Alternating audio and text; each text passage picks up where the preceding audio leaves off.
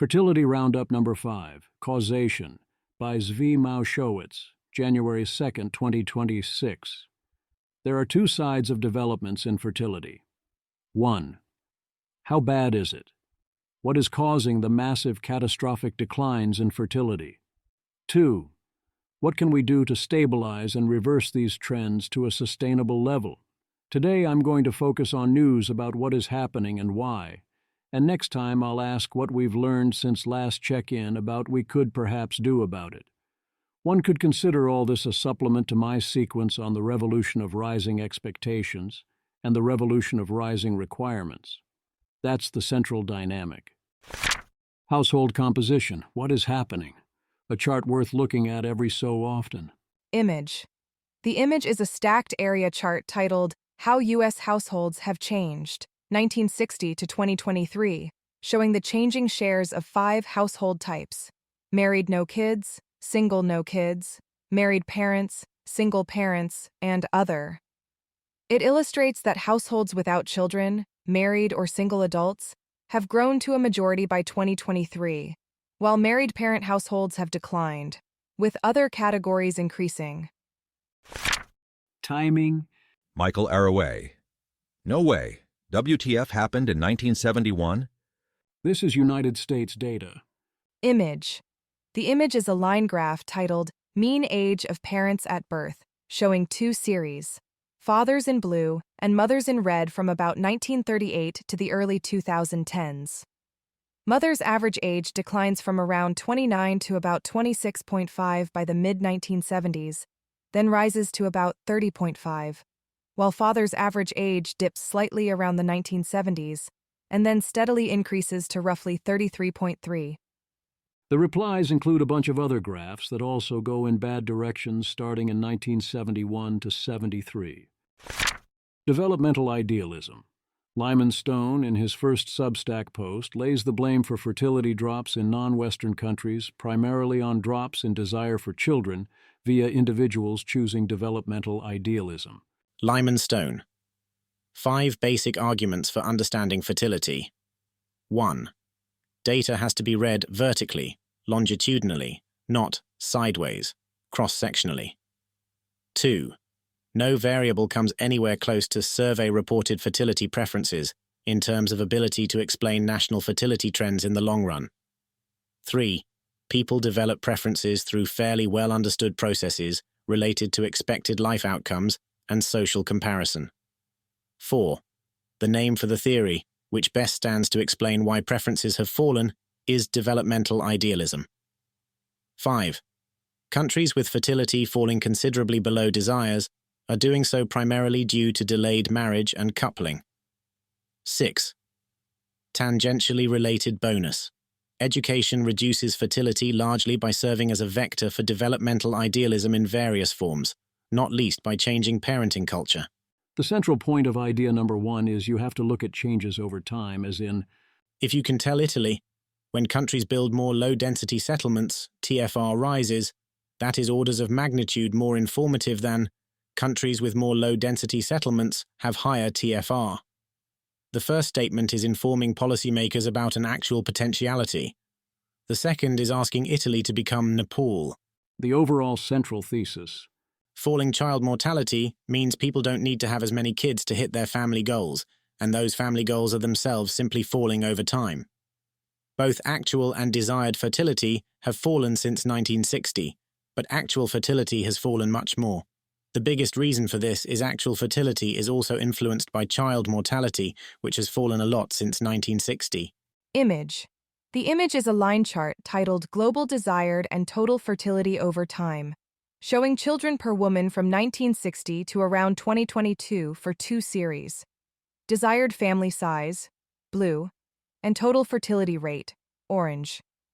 Both lines decline over time, with total fertility starting higher and falling more steeply until it converges with the desired family size around the early 2000s, after which the desired line is slightly higher. So in this model, the question becomes, why are desired family sizes falling? Lyman thinks this mostly comes down to comparisons with others. He explicitly doesn't want to use the word status here.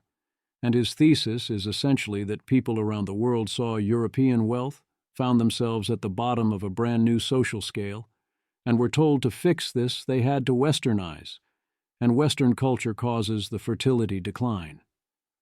This doesn't explain where the Western desire for smaller families came from. I also don't think that this is why Western culture was adapted. I think Western culture is more attractive to people in various ways. It largely wins in the marketplace of ideas when the decisions are up to individuals, which I think is largely the level at which the decisions are made. Pessimism.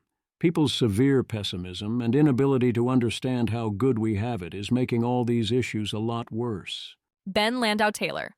Knowing a decent amount of history will cure lots of fashionable delusions, but none quite so hard as how could anyone bring a child into a world as remarkably troubled and chaotic as the year 2025?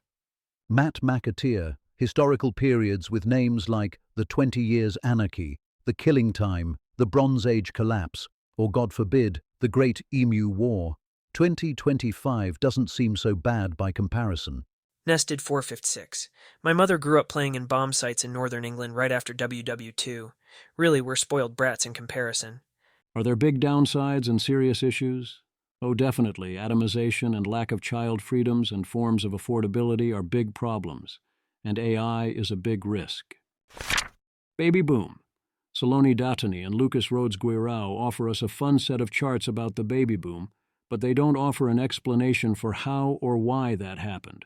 As Derek Thompson points out, none of the standard explanations fully line up with the data. A lot of people seem to grasp at various straws in the comments. Handy and Chester do offer an explanation for a lot of it, pointing to decline in maternal mortality, saying this explained the majority of increases in fertility. That is certainly an easy story to tell. Having a child is super scary, so if you make it less scary and reduce the health risks, you should get a lot more willingness to have more kids. Tyler Cowen sees this as a negative for a future baby boom, since maternal mortality is now low enough that you can't pull this trick again. The opposite perspective is that until the baby boom, we had this force pushing hard against having kids, and people had tons of kids anyway, whereas now it is greatly reduced, so if we solve our other problems, we would be in a great spot. Paperwork. The paperwork issue is highly linked to the safety obsession issues, but also takes on a logic all its own. As with car seat requirements, the obvious response is, that's silly, people would not have kids because of that. But actually, no. This stuff is a nightmare. It's a big cost and stress on your life. It adds up, and people absolutely notice. AI being able to handle most of this can't come soon enough. Catherine Boyle. We don't talk enough about how many forms you have to fill out when raising kids.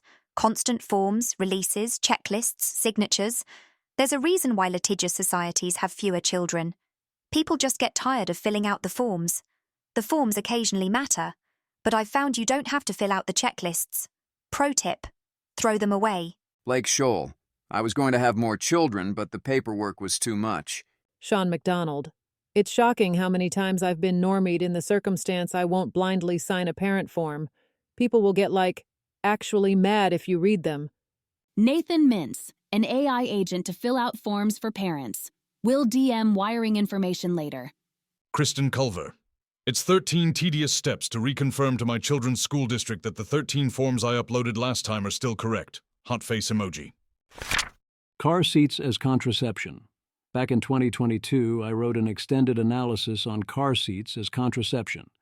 Prospective parents faced with having to change cars and having to deal with the car seats choose to have fewer children. People think you can only fit 2 car seats in most cars. This drives behaviors remarkably strongly, resulting in substantial reductions in birth rates. No, really.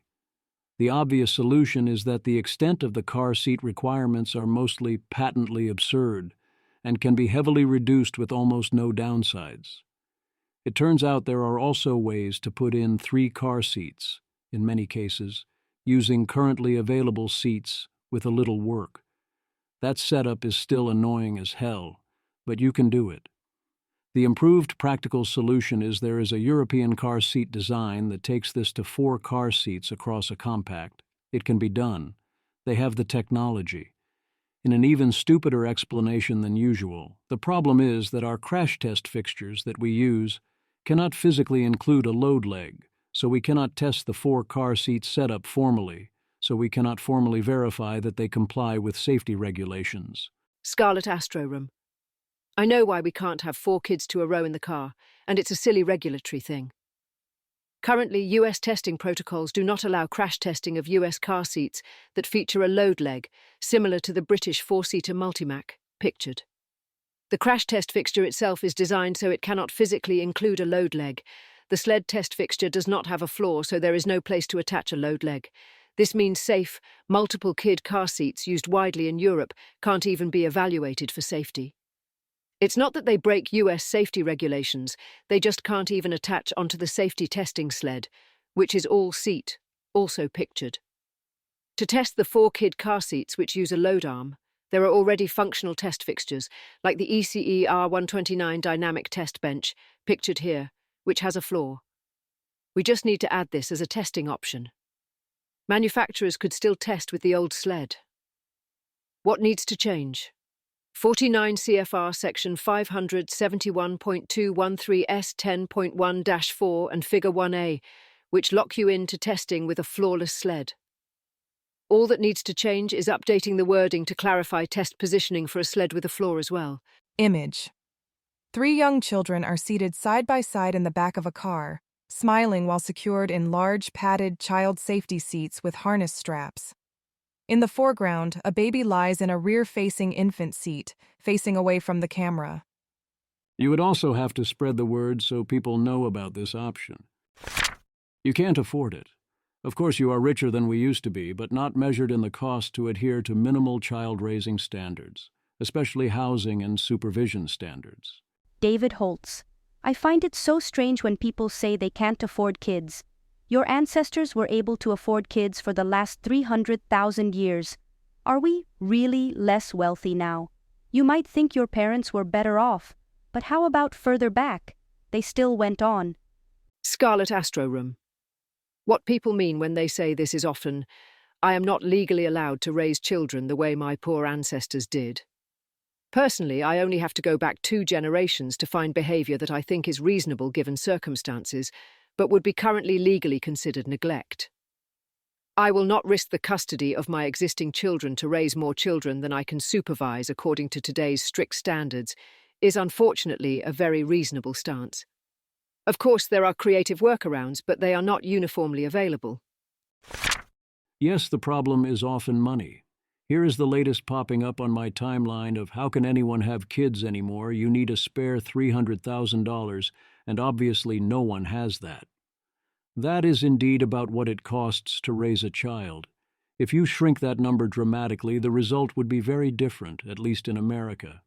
America has the unique advantage that we want to have children, and like this man, we are big mad that we feel unable to have them. Usually because of things fungible with money, so we should obviously help people pay for this public good. Housework. There is the housing theory of everything. Then there's the housework theory of everything. Heather Long. Goldin concludes that 2 factors explain much of the downward trend by country: the speed at which women entered the workforce after World War II, and how quickly men's ideas about who should raise kids and tidy up at home caught up. This clash of expectations explains the fertility decline across the globe. In places where men do more around the house, fertility rates are higher. Where they do less, rates are lower. Image. The image is a bar chart comparing several high-income countries by how many extra hours per day women spend on housework versus men, and each country's fertility rate in 2019. It shows that countries where women do much more housework, e.g. Portugal, Japan, tend to have lower fertility rates, while countries with smaller housework gaps, e.g. Denmark, Sweden, have higher fertility rates. Even the green bars are 1.7 to 1.8. That's still below 2.1, even with a somewhat cherry-picked graph. Also, this is rather obviously not the right explanatory variable. Why should we care about how many hours of housework a woman does more than the man, rather than the number of hours the woman does housework at all? The suggestion from Golden is more subsidized childcare, but that has a long track record of not actually impacting fertility. The actual underlying thing is, presumably, how hard it is on the woman to have children, in terms of both absolute cost, can you do it at all, and marginal cost versus not doing it. The various types of costs are, again, presumably, mostly fungible. The idea that 50-50 is a magic thing that makes the work go away, or that it seeming fair would take away the barrier, is silly. The problem identified here is too much work, too many costs, that fall on the woman in particular, and also the household in general. One can solve that with money, but the way to do it is simply to decrease the necessary amount of work. There used to be tons of housework because it was physically necessary. We did not have washers and dryers and dishwashers and so on. Whereas today, this is about unreasonable standards, and a lot of those standards are demands for child supervision and safety or enrichment that simply never happened in the past. Greedy careers. If market labor has increasing returns to scale, then taking time off for a child is going to be expensive in terms of lifetime earnings and level of professional advancement. Ruxandra's full article is here. I quote mostly from her thread. Ruxandra Teslow.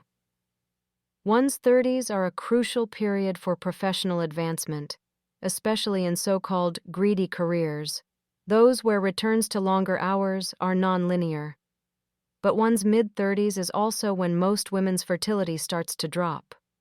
In this piece, I lay out how a large part of the gender pay gap is just this, a motherhood pay gap.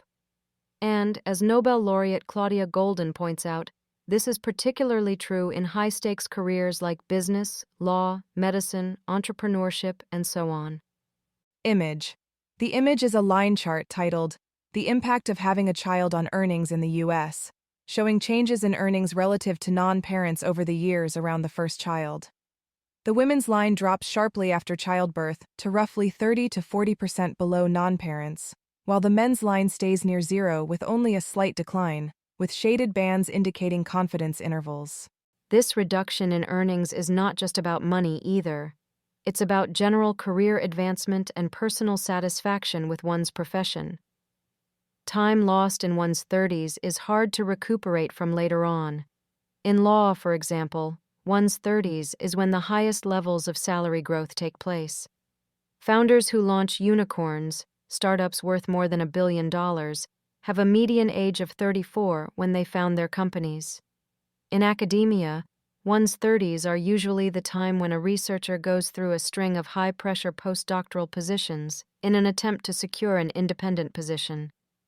Aware of this, women delay pregnancy until they have advanced in their careers as far as possible. This is especially true for women with professional degrees. Women without a bachelor's degree tend to have 1 to 1.5 children on approximately by age 28, while those with higher educational attainment have around 0.25 children by same age. Highly educated women attempt to catch up during their 30s, with their birth rates increasing more rapidly. However, this compensatory period is limited, as fertility rates across all education levels tend to plateau around age 39. Thus, the educated group ends up with less kids. The chance of conceiving a baby naturally with regular sex drops from 25% per month in one's 20s to about 5% per month at 40, while the chance of miscarrying rises from about 8% for women under 30 to around 1 in 3 for 40-year-olds. Thread continues and morphs into discussing technological fertility solutions. From her article, women know this gap exists and plan accordingly. In countries where the motherhood penalty is keenest, the birth rate is lower. We have come a long way from the explicit sex discrimination of the past. Today, the gap is primarily driven by the career toll exacted by motherhood. A lot of the problem is our inability to realistically talk and think about the problem. There's no solution that avoids trading off at least one sacred value. The appeal of child-free. It's definitely super annoying that when you have kids, you have to earn your quiet. This both means that you properly appreciate these things, and also that you understand that they're not that important. Hazal Appleyard. When you watch stuff like this as a parent, you realize how truly empty and meaningless all of those things are. Destined for manifest. I don't want children because it would keep me away from my favorite activities, which are watching cartoons, doing silly hand gestures, and taking videos of my daily life, all while keeping an exaggerated smile on my face at all times. Literally, the perfect mom. Yashkaf, your life isn't child-free. You are the child. No one's making my child-free life content about using the spare 6 hours each day to learn some difficult skill or write a book or volunteer at a hospice. It's always made by people who don't seem to have plans, goals, or attention spans longer than an hour. Motivation. I too do not see this as the message to be sending. Art Candy. Elon's mom, May Musk, talks about how people should have kids, even though they can't afford it. You don't have to go to the movies. You don't have to go out to dinner. Matthew Iglesias. This is an odd message from billionaires. Becoming a parent also makes it extremely logistically tricky to go to the movies or to go out to dinner, especially together. Beyond that, yes, obviously, extremely tone-deaf. The basic principle here is correct, I think, which is first, that most people have substantial slack in their living expenses, and that in today's consumer society, your expenses will expand to fill the funds available, but you'd probably be fine spending a lot less. Digital entertainment in particular can go down to approximately free if you have the internet, and you'll still be miles ahead of what was available a few years ago at any price. And second, that if you actually do have to make real sacrifices here, it is worth doing that. And historically, this was the norm. Most families historically really did struggle with material needs and make what today would seem like unthinkable trade-offs. Also, third, although she's not saying it here, that not being able to afford it now does not mean you can't figure it out as you go. Another form of motivation. Amanda Askell, my friend's just had a baby, and now I kind of want one. Maybe our species procreates via FOMO. I have bumped up the dating value of aspiring stay-at-home partners accordingly, on the off chance that I ever encounter one. Another key form of motivation is, what are you getting in return for having kids? In particular, what will your kids do for you? How much will they be what you want them to be? Will they share your values? Image. The image is a horizontal bar chart titled, "One of main goals in life has been to make my parents proud," showing the percentage who strongly agree across various countries. Iraq is highest at 92.2%, followed by Uzbekistan, 86.4%, and Bangladesh, 84.1%, while several European countries are lowest, with Finland at 6.6% and Denmark at 8.7%. The post mostly focuses on the various ways Indian parents shape the experiences of their children, including getting transfers of resources back from them, but mostly about upholding cultural and religious traditions, and how much modernity is fraying at that. For many, that takes away a strong reason to have kids. Grandparents. The New York Times put out an important short article that made people take notice, the unspoken grief of never becoming a grandparent. Robert Sterling. I know a huge number of people in their 60s and 70s, with one grandchild at most. Many with 0. These people had 3 to 4 kids of their own, and they assumed their kids would do the same. They planned for 10 to 15 grandkids at this age. Not for me to judge, but it's sad to see. I have little doubt that those considering having kids are not properly taking into account the grandparent effect, either for their parents or in the future for themselves. Throughout, the frame is, of course my children should be able to make their own choices about whether to have kids. And yes, no one is arguing otherwise, but this risks quickly bleeding into the frame of no one else's preferences should factor into this decision, which is madness. It also frames the tragedy purely in experiential terms, of missing out on the joy and feeling without purpose. It also means your line dies out, which is also rather important. But we've decided as a society you are not allowed to care about that out loud. Mason. I really hope I am able to say whatever I need to say and do whatever I need to do for my children to have some grasp of what a complex and transcendent joy it is to bring a new person into the world. My daughter's great-grandfather is dying at hospice. He is not truly present anymore. Even when he was able to first meet her, he was not always fully there. But a few times he did recognize me, so he knew who she was. And he would not eat so that he could just watch her toddle around. I do not know how to explain it, man. At the very end, when you barely even remember who you are, the newest additions to your lineage hold you completely spellbound. He would just stare at her and say, "She never even cries," over and over so softly. Oh. The flip side is that parents who are prospective grandparents seem unwilling to push for this. Especially tragic is when they hoard their wealth, leaving their kids without the financial means to have kids. There is an obviously great trade for everyone. You support them financially so they can have the kids they would otherwise want. But everyone is too proud or can't admit what they want or wants them to make it on their own, or other such nonsense. Audrey Polnow has extensive thoughts. I appreciated this part of her framing. Having kids is now opt-in, which is great, except for two problems. 1. We've given people such high standards for when they should feel permission to opt in. Then if they do go forward anyway, it is common to mostly refuse to help. 2. Because it is opt-in, there's a feeling that the kids are therefore not anyone else's responsibility, only the parents', at least outside an emergency.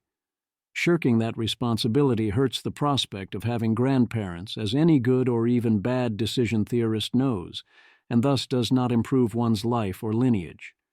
I do not agree with her conclusion that therefore contraception, which enables us to go to opt-in, is bad, actually. That does not seem like the way to fix this problem. Expectations of impossibility. On top of how impossible we've made raising kids, and then we've given people the impression it's even more impossible than that. Potential parents are also often making the decision with keen understanding of the downsides but not the upsides. We have no hesitations talking about the downsides, but we do hesitate on the upsides, and we especially hesitate to point out the negative consequences of not having kids. Plus, the downsides of having kids are far more legible than the benefits of kids or of the downsides of not having kids. Zeta. Crying in a diner bathroom because life has no end goal or meaning. The one person who feels like family is as unhappy as you are. You can't eat bread. You kind of want kids, but every time you spend time with other people's kids, it seems, whoa, too high maintenance. Your elderly parents / your only real home are fading and close to death, as are impossibly young kids with weird-ass cancers that should be solvable, but humans fuck it up, and what is even the point of anything? I don't know how parents do it. Like, I get excited to have kids purely as a genetics experiment, and then I spend time with them, and it's nonstop chores, which are tedious and boring, like with a puppy, but also not chill like a puppy because it's a future human. But you can't talk to them about mass neutrophil death in bone formation when they ask questions that necessitate it. Also, I know I don't believe in academia or science, but I need to believe in something. Like, I need someone to let me rant about what we know for sure in development. Otherwise, it's just a chaotic mass of noise hurtling towards a permanent stop, just as turbulent and meaningless as the start. Eigenrobot. There's a lot of that, but you kind of stop noticing it, because there's a lot of this too. Image. A smiling baby with big blue eyes sits on a wooden floor, looking up while holding an orange crayon near their mouth. The child wears a striped onesie, and a sneakered foot is visible in the background. Mason, kids are hard, but they are 100% better than this. The what's even the point malaise that a lot of us start to feel because we are people who are meant to be building families, and our social infrastructure was ill-suited to get everyone to do it in a timely fashion. I don't know if it's a black pill or a white pill, but I do think you have to pick your poison a little bit here. Kids will overwhelm you and deprive you of many comforts for a time. Life without them may gradually lead you to become a patchwork of hedonistic copes. Again, I struggle to explain the upside of parenthood BC. It doesn't lend itself to tabulation. I don't just like my kids. They are the most everything. They are little glowing coals in a cold and uncaring universe. I hold that dear when I am cleaning the poop off the walls. Isolation. The shading here makes it look a lot more dire than it is, but yes, a lack of other kids makes it tougher to have or decide to have your own. Mason, 50 years ago, about 1 in 3 of the people around you were children. Now it's about 1 in 5. That makes a huge difference when it comes to the availability of infrastructure for kids, convenient playmates, family activities. For a lot of young people, parenting just looks isolating. This is one of the underappreciated ways a population collapse accelerates. When fewer people have kids, fewer people in the age cohort behind them see what it's like having kids. And it just seems like a strange thing that removes you from public life and activities. That's one reason I think the fraction of pronatalists who advocate excessive use of childcare to make parenting less disruptive to their personal lives are counterproductive to their cause. Constantly trying to get away from your kids to live your best life sends a message. In an ideal world, most adults have some kids, and society accommodates them to a reasonable degree because it wants their labor and their money. Unofficial kid zones pop up everywhere, indoors and out. Low supervision safety features are standard to the way things are built. Image. The image shows two color-coded maps of the United States comparing the percentage of each state's population under age 18 in 1990 versus 2024, with the national share dropping from 25.7% to 21.5%. Each state is labeled with its percentage, and the overall shading shifts darker in 2024, indicating fewer children as a share of the population across most states. The first best solution is different from what an individual can do on the margin. I see the problem of childcare as not the parents are spending too little time with the kids, but rather, we require insane levels of childcare from parents. So the rational response is to outsource a bunch of that if you can do it. The ideal solution would be to push back on requiring that level of childcare at all and returning to past rules. Decoupling. Alice Evans notes that unlike previous fertility declines in the United States, the recent decline is almost entirely due to there being fewer couples, while children per couple is not changed. Image. The image shows two side-by-side stacked area charts decomposing changes in the U.S. total fertility rate over time, with one chart covering 1960 to 1980 and the other 2000 to 2022. The darker blue area represents changes due to fewer births among couples, and the lighter blue area represents changes due to fewer couples, with the earlier period dominated by fewer births among couples, and the later period showing a smaller overall decline driven more by fewer couples. This is at least a little misleading since desire to have children is a major cause of coupling, and marginal couples should on average be having fewer children. But I do accept the premise to at least a substantial degree. Also noteworthy is having less education means a bigger decline. Image. The image shows two line charts, one for the UK and one for the US, tracking the share of 25 to 34-year-olds who are in couples by education level from roughly 1980 to the early 2020s.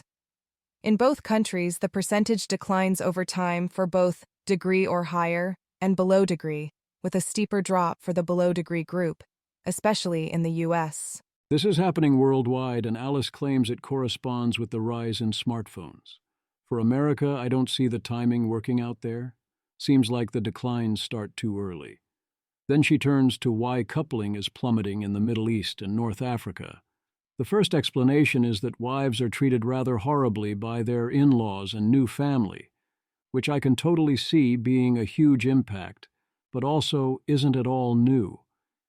And it's weird because you wouldn't think a cultural norm that is this bad for your child's or family's fertility would survive for long, especially now with internet connectivity making everyone aware how crazy it all is.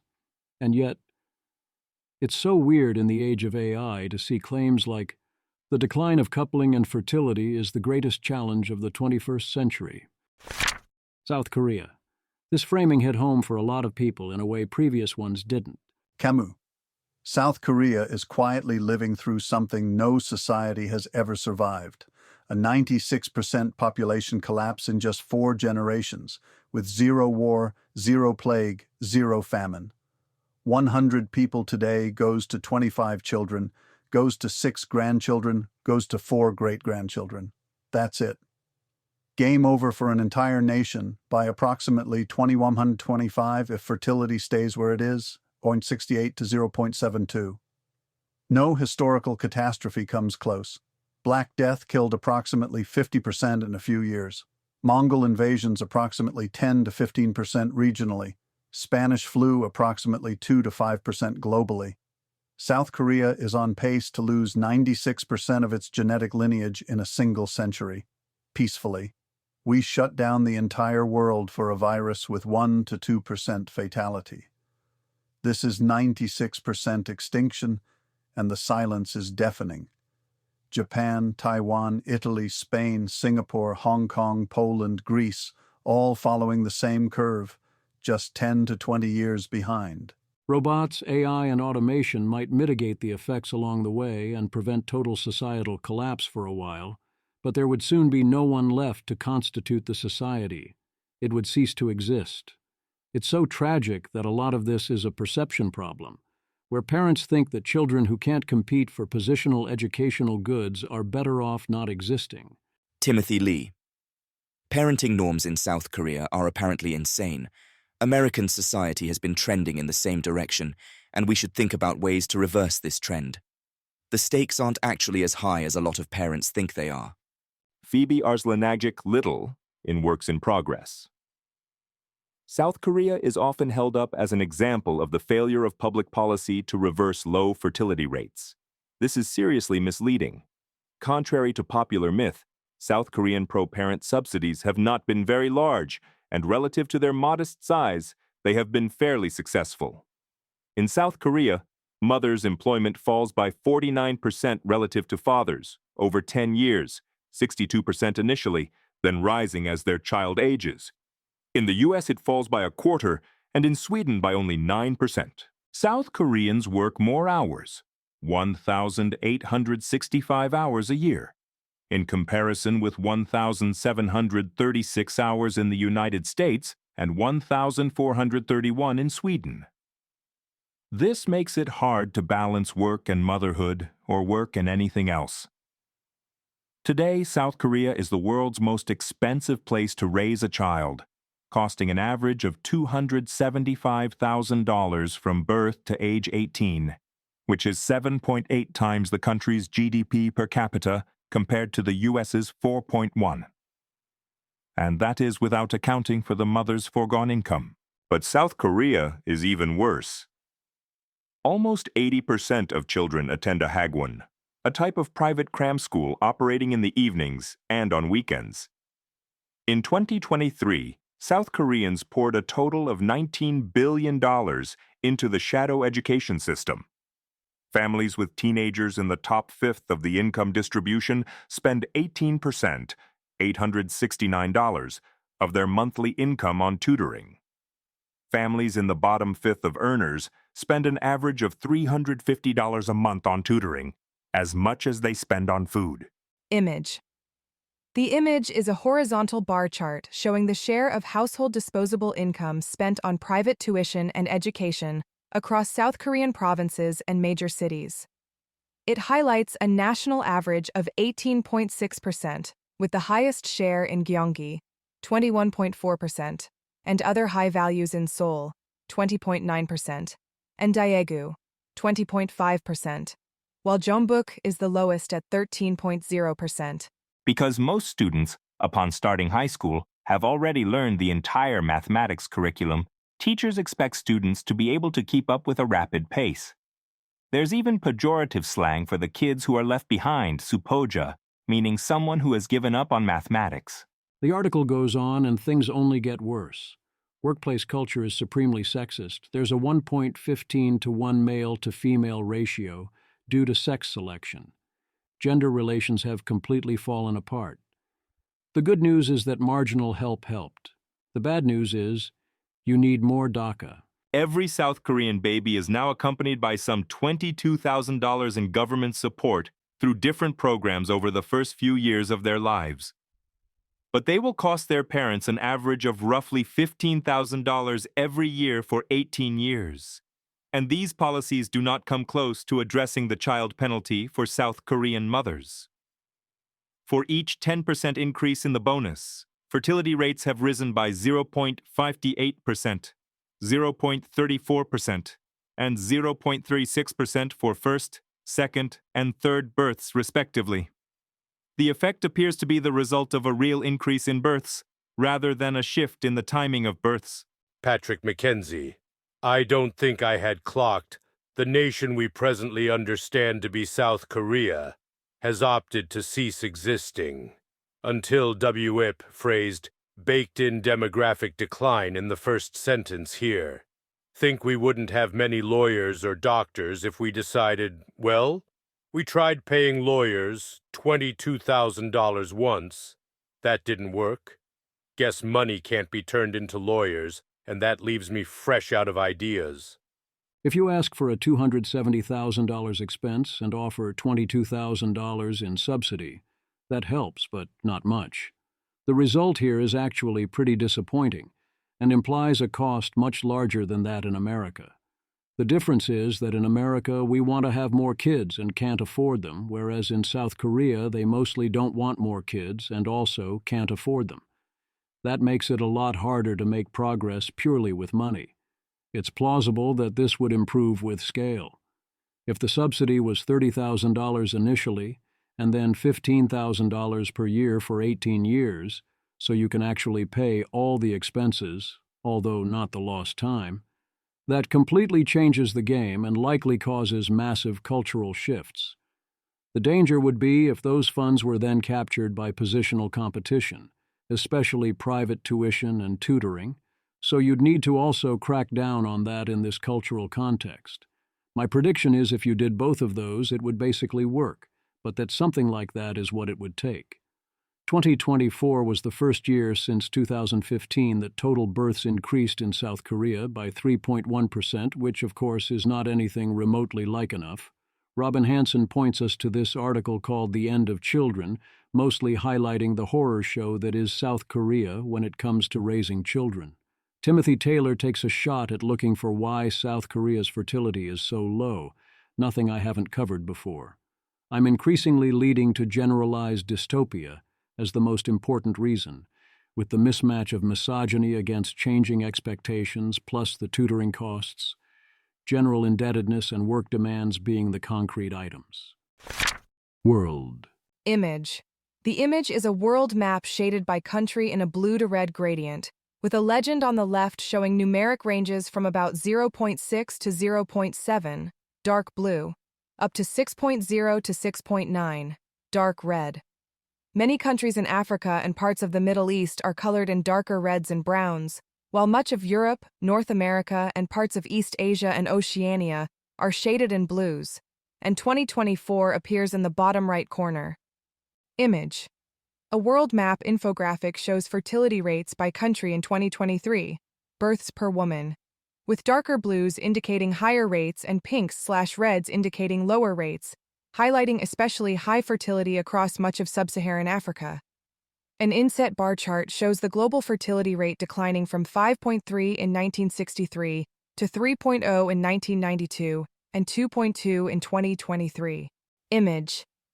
The image is a color-coded map of Africa showing fertility rates by country, with darker shades indicating higher births per woman and lighter shades indicating lower rates. A bar chart inset lists projected populations for the largest African cities in 2050, including Lagos and Kinshasa among the highest. Various places in trouble.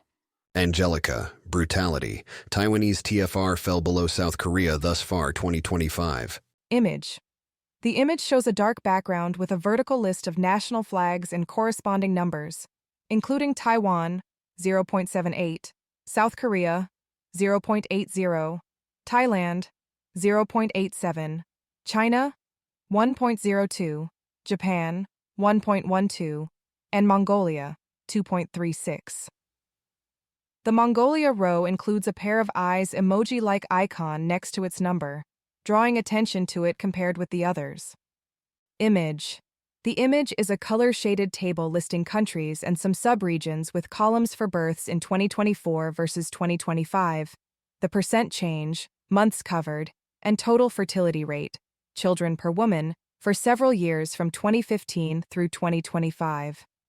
Cells are heat-mapped, greens/yellows to reds, to highlight higher or lower fertility rates and the direction/magnitude of birth changes, with many entries showing declines and low TFR values around 1 to 1.6.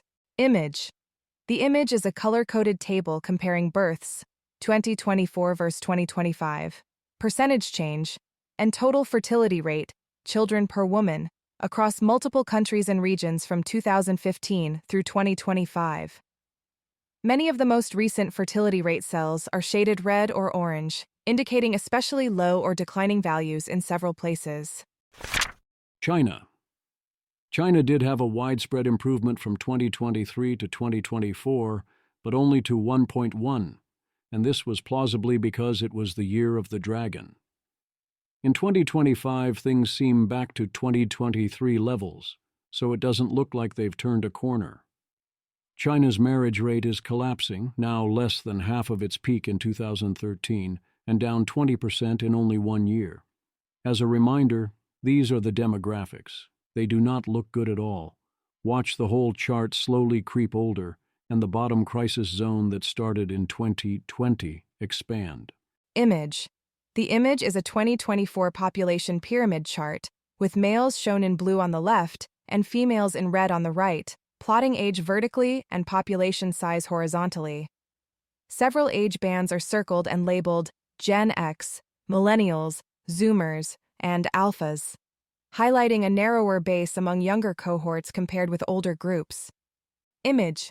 The image is a population pyramid chart for 2025 showing age on the vertical axis and population counts on the horizontal axis, with males in blue on the left and females in red on the right, including labels for male and female surplus.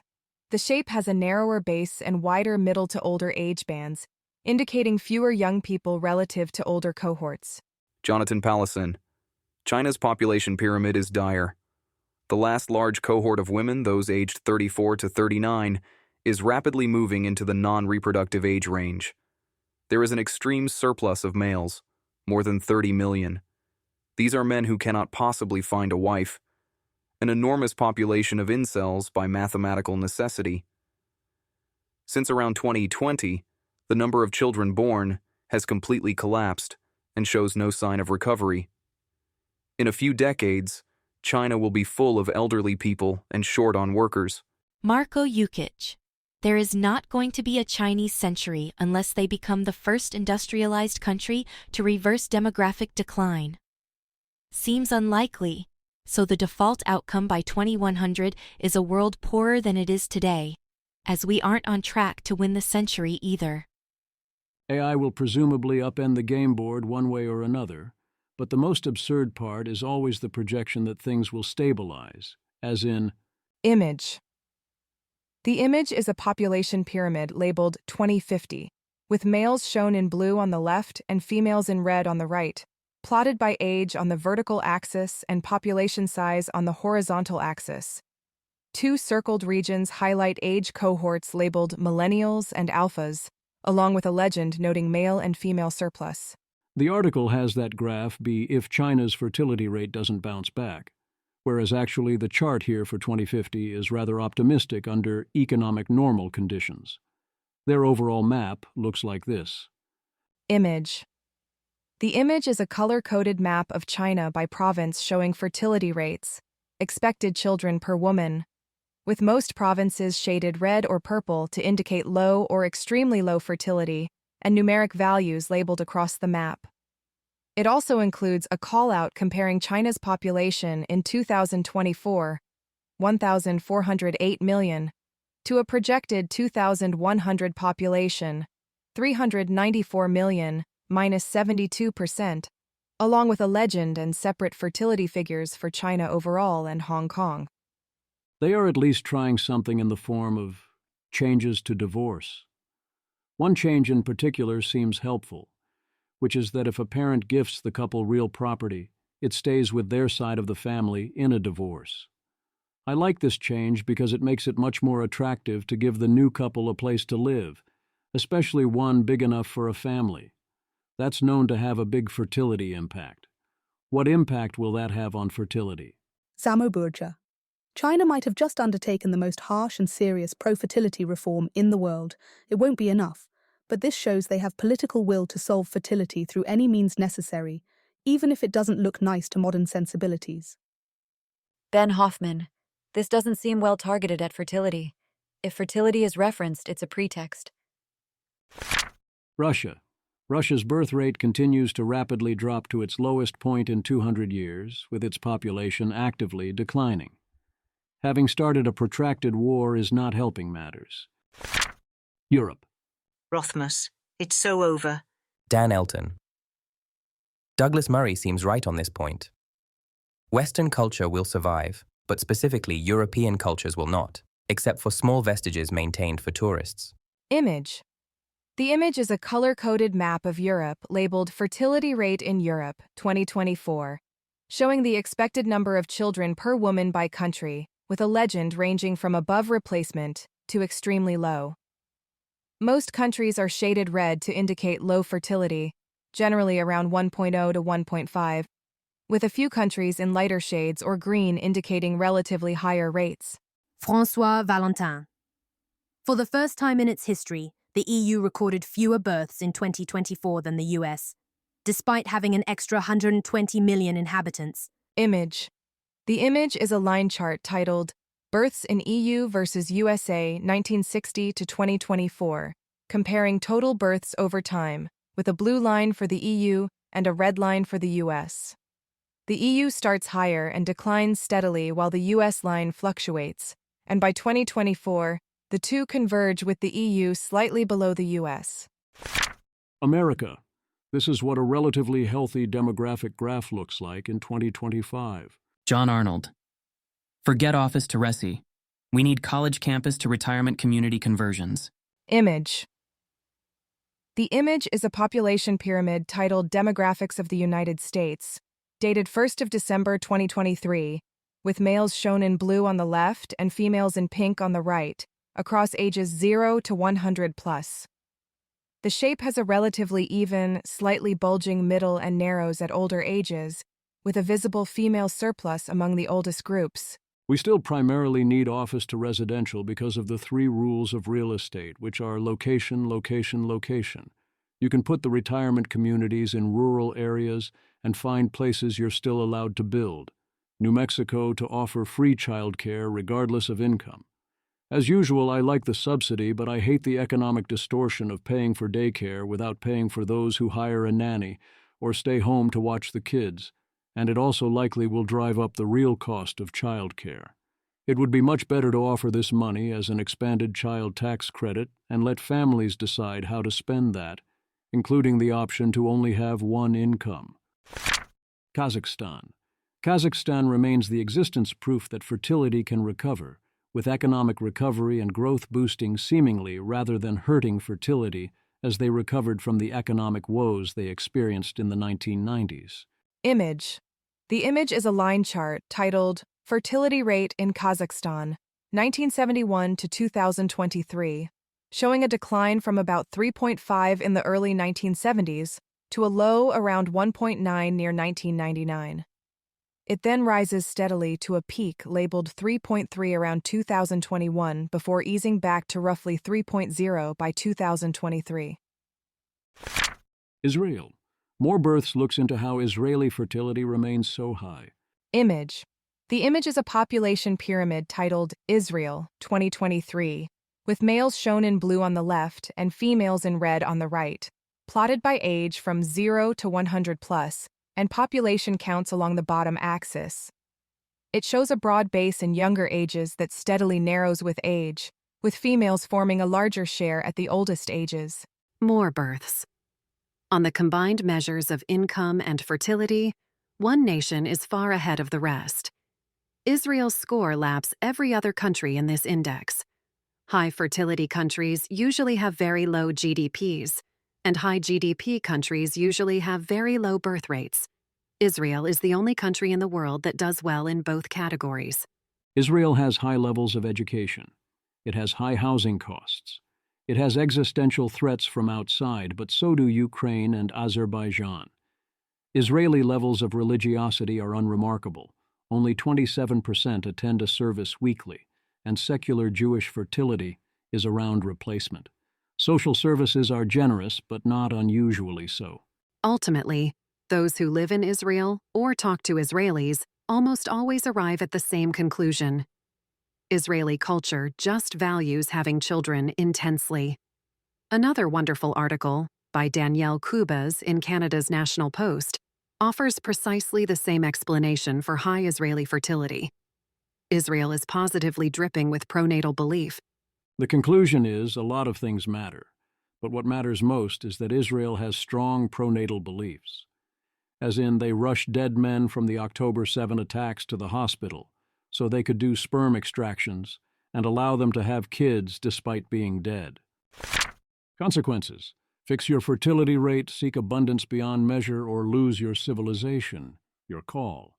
Samo Burja. As far as I can tell, the most notable political science results of the 21st century is democracy cannot work well with low fertility rates. All converge on prioritizing retirees over workers and immigrants, over citizens escalating social transfers beyond sustainability. I think this means we should try to understand non-democratic regimes better, since they will represent the majority of global political power in the future. It seems to me that the great greying and mass immigration simply are the end of democracies, as we understood them, just as failure to manage an economy and international trade were the end of Soviet communism as we understood it. Unfounded optimism. Why do official baseline scenarios consistently project recovering fertility rates? Kelsey Piper. Always a great sign when a projection is, for completely mysterious reasons, this trend will reverse starting immediately and return to the baseline we believed in 25 years ago. Jason Furman. Fertility rates are way below what the Social Security trustees projected in both 2000 and 2010, and yet they have barely updated their long-run forecast. What's the best argument for the plausibility of their forecast? Image.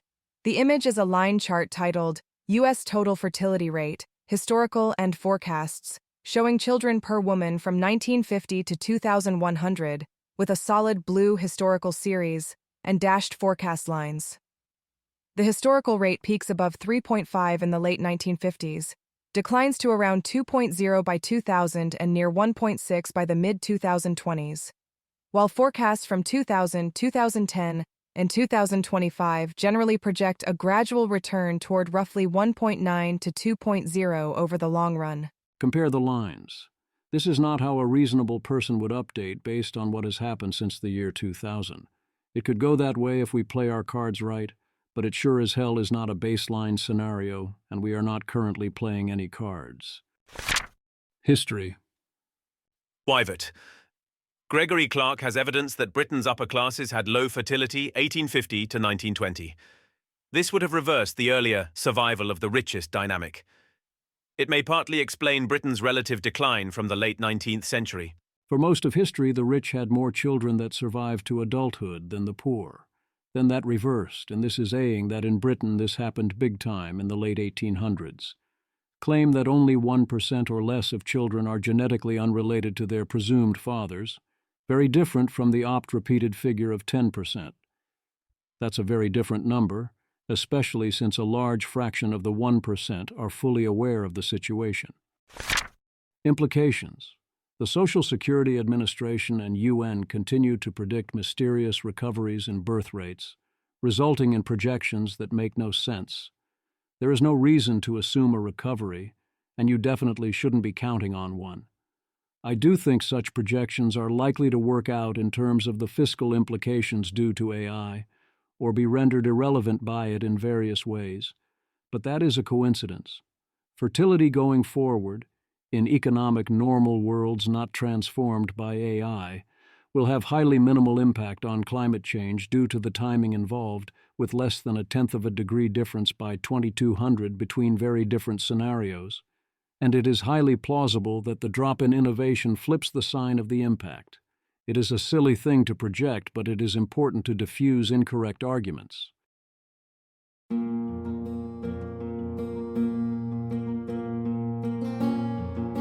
This has been an episode of the Don't Worry About the Vase podcast. If you enjoyed this podcast, please visit thezv.substack.com to support the author. If you enjoy having AI-narrated episodes, please note this is a listener-supported podcast. To receive new posts and support the cost of creation, consider becoming a subscriber at dwatvpodcast.substack.com. Thanks for listening.